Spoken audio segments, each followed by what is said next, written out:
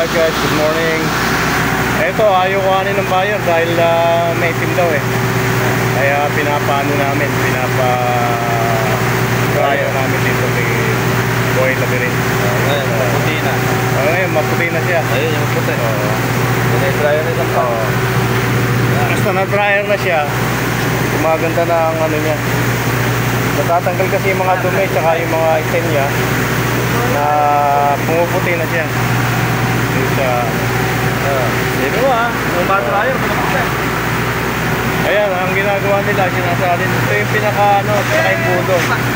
Dito yung sinasalin yung yung palay. Dito sa...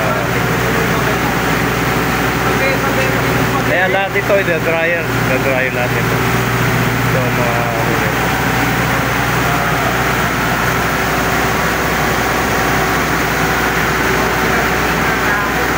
Ayun, bali gagawa pa ng isang ano rito. Isang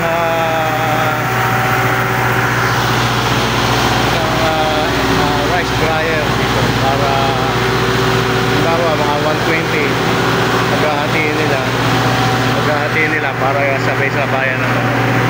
Kasi bibilad nyo guys yung palay ay matagal kasi saka delikado sa ulan, nagulan ngayon, sasayang lang panahon dito sa bibilad na ano. Pero dito sa air dryer halos ganun din ang mga gastos nyo, ibabayad nyo sa bilad, ibabayad nyo sa pag-air dryer, makukonsume nyo rin.